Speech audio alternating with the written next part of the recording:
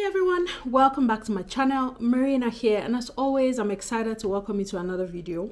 If you're new here, welcome. My name is Marina. I live in Saskatoon, Saskatchewan, and on this channel I share information to make settling into life in Canada seamless for newcomers and foreign trained professionals. There's something for you to learn here, so please do well to hit the subscribe button below, turn on the notification so that you get notified every time I post new content.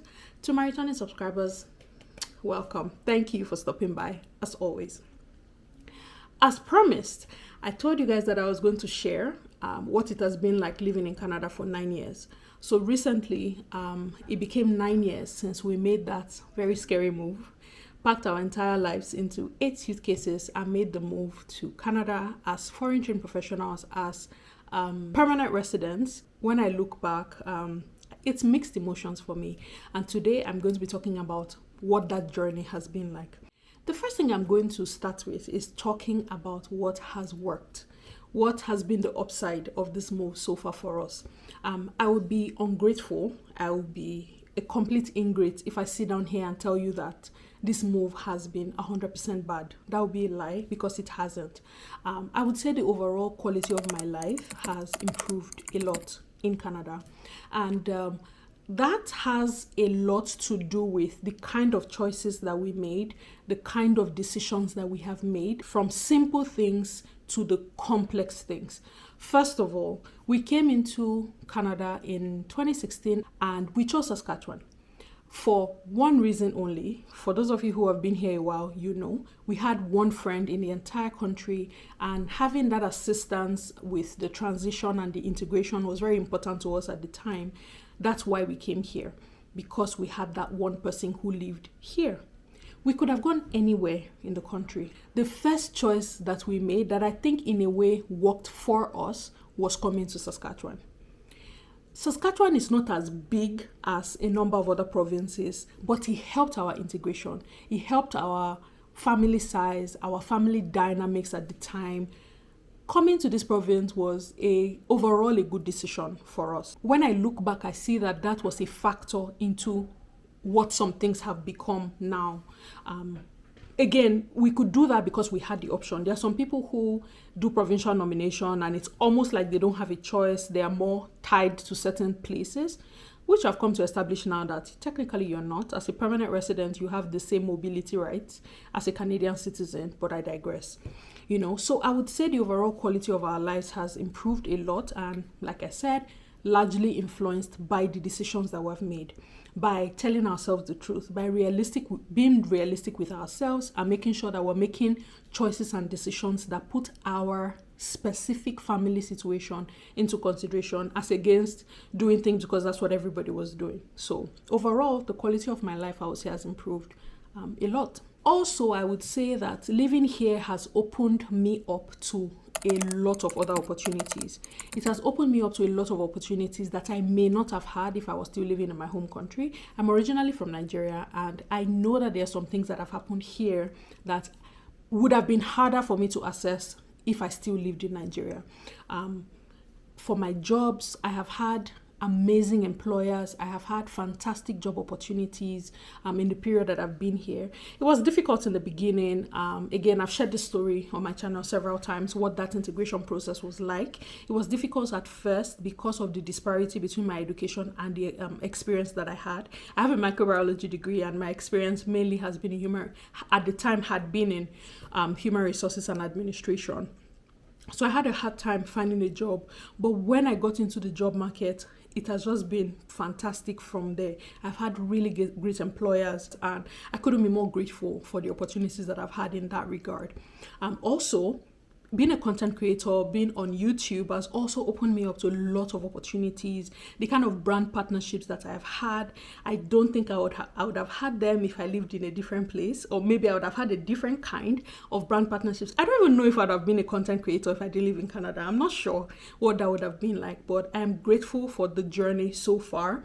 Being on YouTube, the collaborations that I've had, like I said, the government organizations that I've had to partner with, like I've had partnerships and collaborations with the Open Door Society. I'm currently a career mentor with Saskatchewan Intercultural Association. from being a content creator in this niche that I'm in. I've been on TV, I've been on radio, I've been in the papers. Like, I've been named top 100 black women to watch for in Canada. If I didn't live here, that would not have happened. I'm just overall grateful for all the opportunities that I've had access to just by being here, right? Being a content creator was a huge part of all of that, because I mean, something has to open the doors. But if I wasn't here, that journey would have looked different for me. So overall, I'm grateful. And then I would say in the 9 years that I've been here, one area that I've seen significant improvement in is in the area of diversity and inclusion. Canada is a very diverse country. There are multi-ethnicities represented in this country. At the point where we arrived, the leadership tiers did not reflect the diversity of the population. Now I'm talking about Saskatoon because that's where I've lived, right? But now the representation is so much better. Like, when you look at look online and you look at like the board of directors of certain organizations, you can see such a nice mix. Diversity with gender, visible minorities are now more represented in some of these positions that reflect the actual qualifications that some of the newcomers bring. That's something I would say gladdens my heart. We're not where it should be, but we've come a long way from where things used to be. So for that, I would say I'm grateful. And I'm happy to see this continue. Right? In the human resources space is the same thing. I belong to a couple of professional networks of human resources professional. One particular one is HR, Nigerian human resources leaders in Canada across multiple provinces. And right now, I think in that group we're just a little under 1,000 members. A couple of years ago, it wasn't like that. So to just see this representation increase in all of the different sectors is something that definitely gladdens my heart. Now we're going to talk about the things that are so different right now and not in a very positive sense. The first is the cost of living. The cost of living in Canada right now is mind-boggling. It was almost as if we just woke up overnight and reality hit everybody that actually the things that were norms before are privileges now. The cost of living has significantly increased. When we moved here, our first apartment was a 2-bedroom apartment in like a block of apartments. We had a 2-bed, 1-bath. It had a kitchen, it had a dining space, like decent apartment for my family size. It was maybe like $6.99 or $7.99. That was our monthly rent. Right now, that same apartment, I don't believe will go anything for less than $1,300, $1,400. Same apartment, nothing has changed, but the cost of renting that same space has almost doubled. And $1,300, $1,400 is completely dependent on your location. In certain locations, that same apartment size, that same apartment kind can go for as high as $1,700, depending on where you live. The cost of living significantly increased. When we moved here at the time, I remember talking to a couple of people who had been here a couple of years before we did, and just in asking the questions to say, okay, what would you consider a decent income for a family size as mine to be considered comfortable? And at the time, if you had a joint family income of $80,000 to $85,000, when I say joint, it means two of you combined earning $85,000 at the time, you were fine. Right now, put two people together earning maybe almost double that. It's almost like you still have to struggle. Now, bear in mind that I'm talking about Saskatchewan. That is not the biggest province. So there are other provinces that are more expensive, where the cost of living is significantly higher than this. I'm talking about Saskatchewan, and the difference is glaring. Right now, with $85,000 as family income, you are going to live a very modest life, very, very modest for you to be okay. Like, you're going to be literally doing bare bones, scrape everything, no extra anything. You can't afford any extras. The cost of food is over the roof. The cost of food is crazy. The amount of money that we spend on food in this house, we are still a family of 4.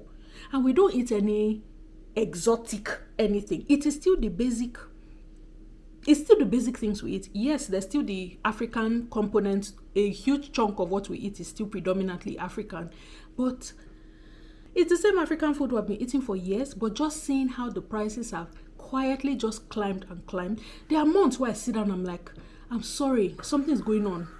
Somebody's removing money from my account several times. What I now started doing, and I've been doing it for the last 6 months, I've been tracking every single dollar that I spent. I track everything, every single dollar that I spend. I've been tracking everything just to say, okay, what exactly are we spending money on? Where is the money going? And the amount of money that we spend on food, the quick runs to the store, the quick, oh, let's just buy this. We need this for the house. Let's grab it. All of those things added up so quickly.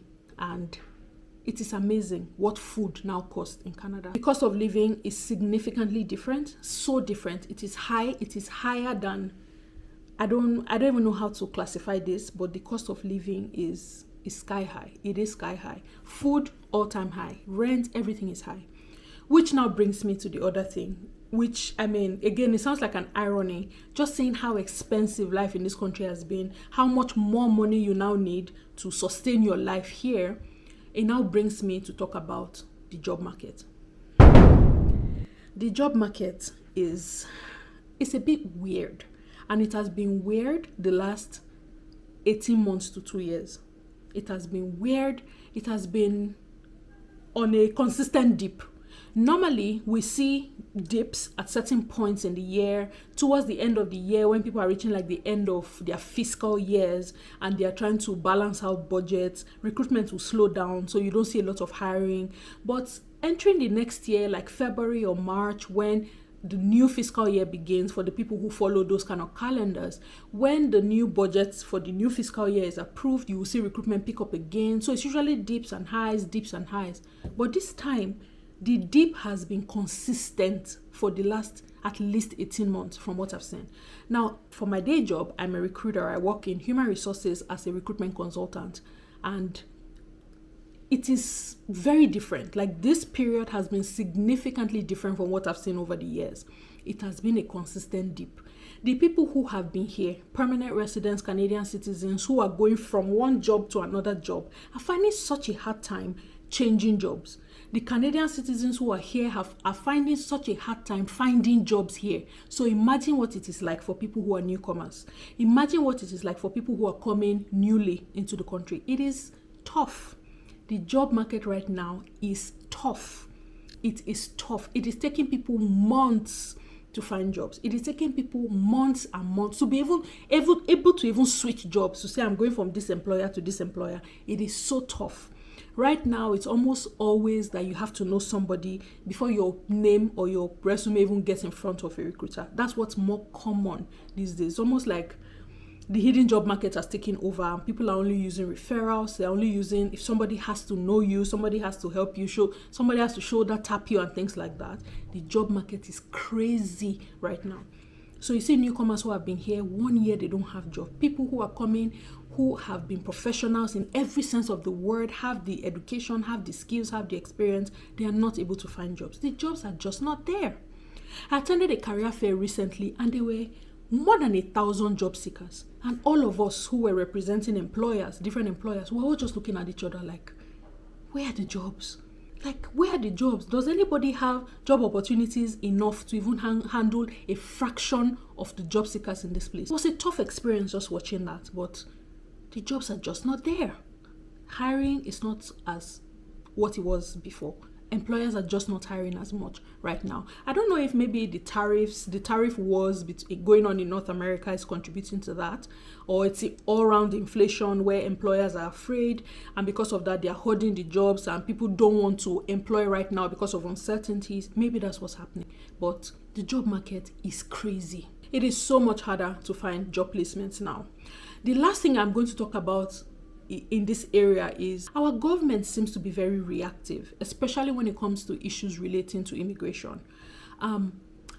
The policies that we've seen recently, like, yes, it became apparent that something had to be done with the volume of newcomers that were coming into the country, because the volume of newcomers from international students, people on work permits and permanent residents that were coming into the country, that volume was not commensurate with the amenities that were available to sustain them. So everything suffered. Like our housing market suffered, the healthcare system suffered, the school system suffered, because now we're seeing larger than typical class sizes and there are budget cuts across education in different provinces. So everything felt the brunt of the inflow of people into the country. Something needed to be done.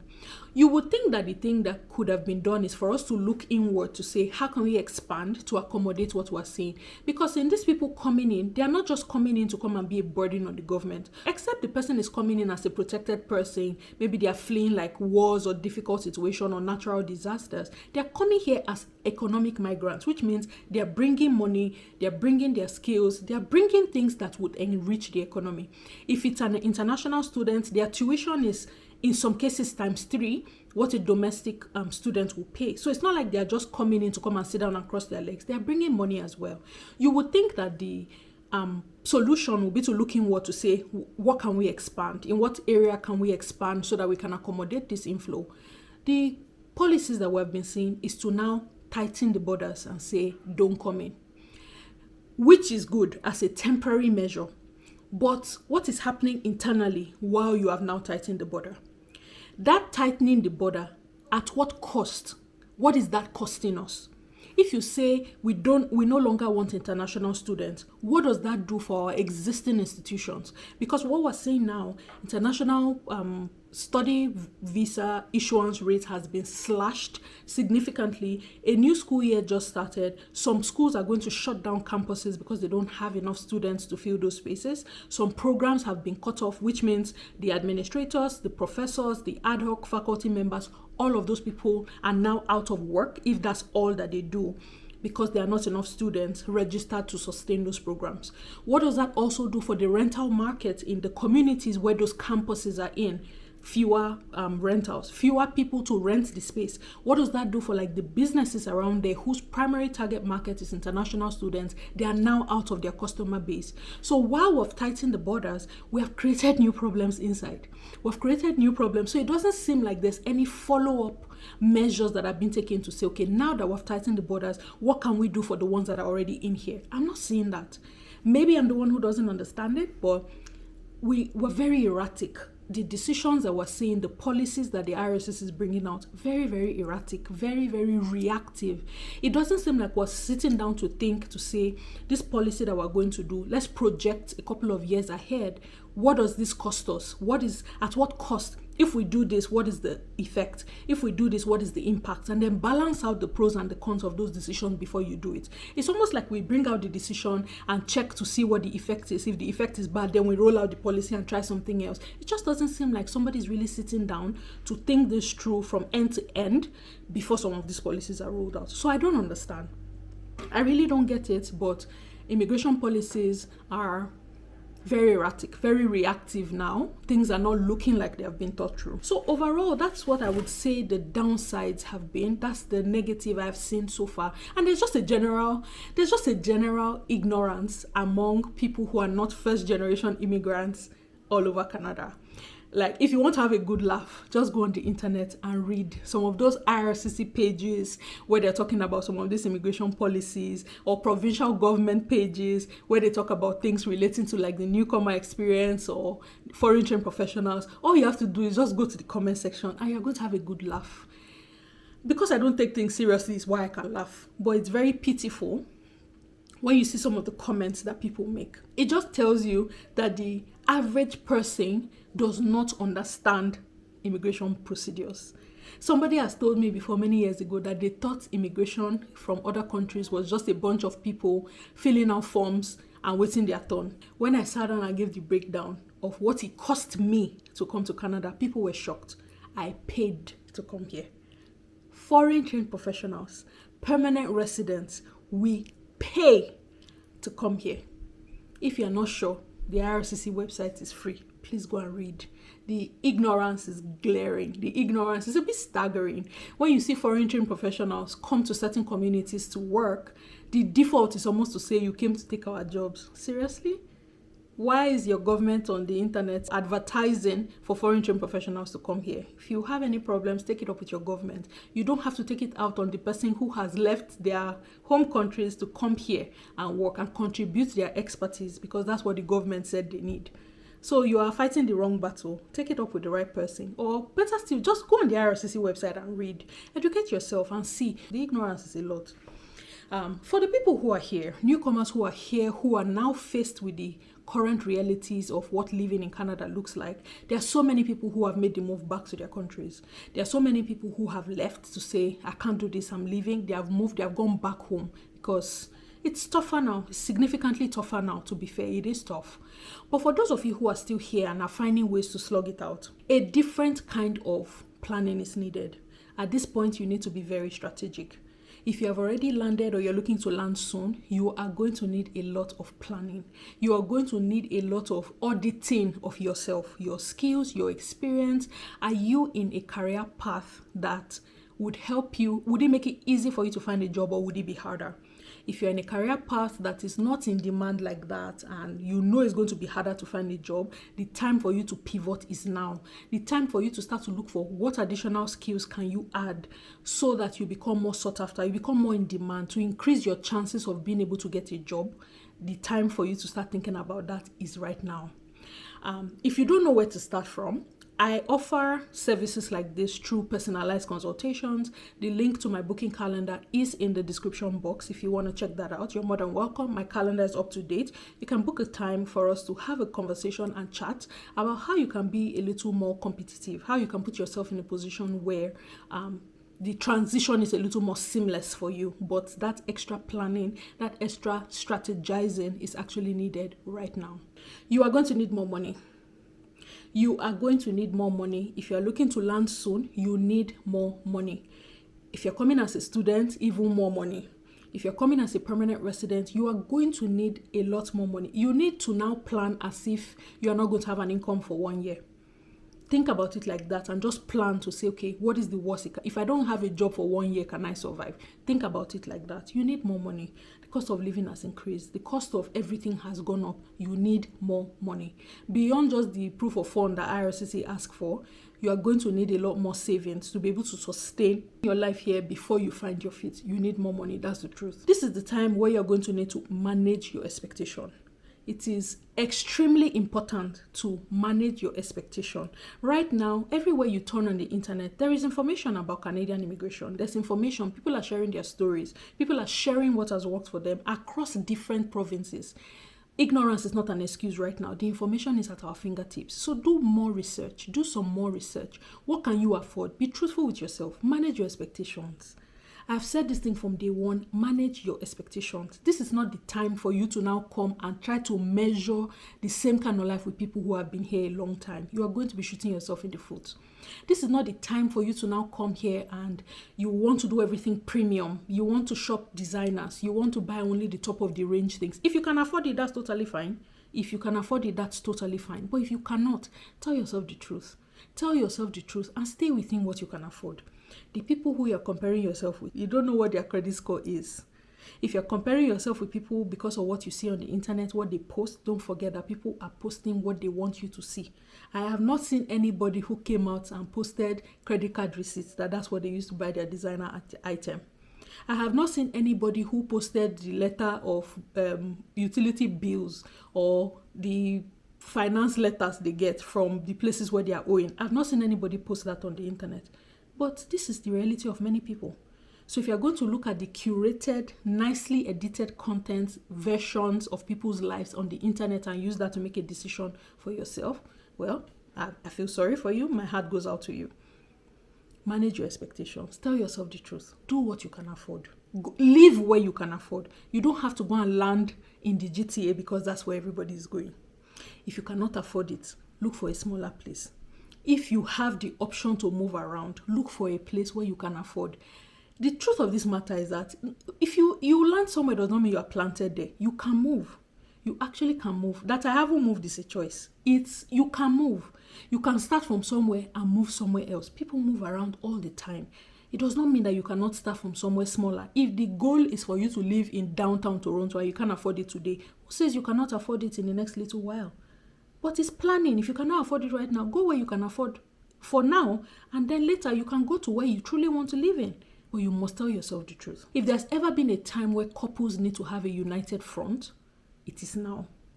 If you are landing newly as a couple in Canada, you need to sit down and have those hard conversations to say, look, if we can't find a job, who's going to do what?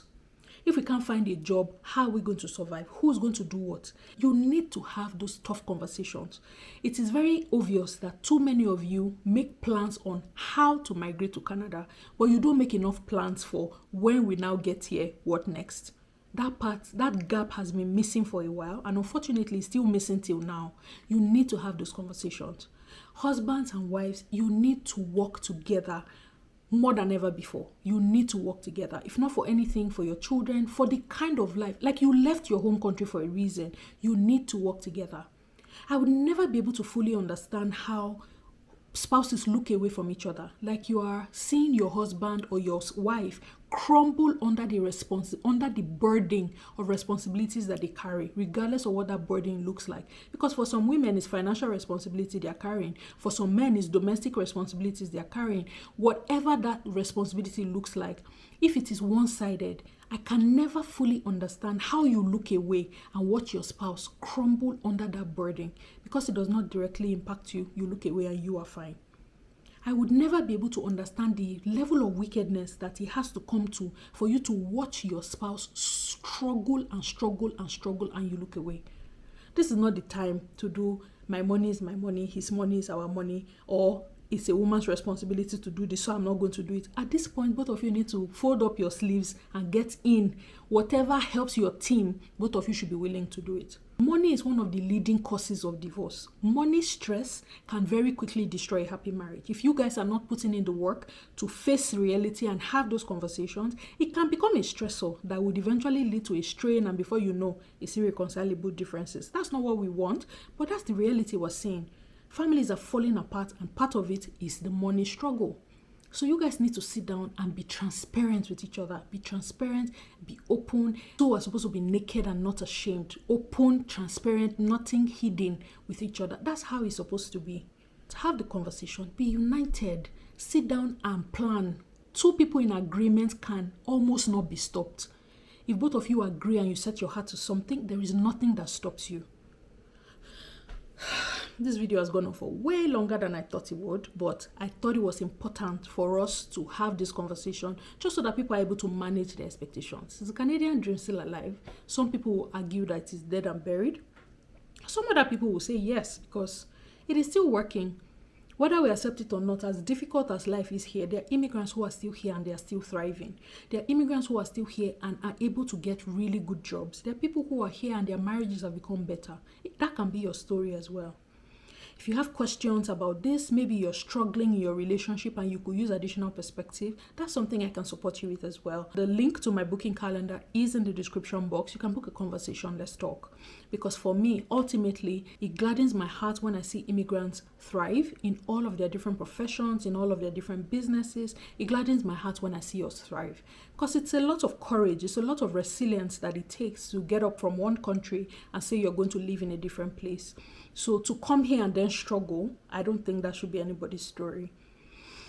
So what do you think? Do you think that the Canadian dream is still alive? What has your experience been like? If you're a new Canadian and you have struggled with any of these things I've talked about and you're comfortable, please share your experience in the comment section. I'd love to hear from you. For those of you who are still looking to move to Canada, are you encouraged or are you discouraged? The goal is never to discourage anybody. It's to provide you the reality on ground so that you can make informed decisions however way you choose to proceed.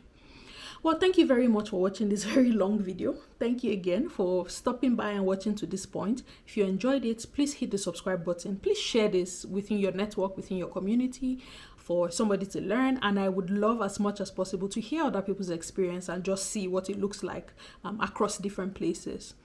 Thank you again for watching this video, and until I come your way in the next one, it's your girl Marina as always saying thank you and have an awesome day. Bye guys.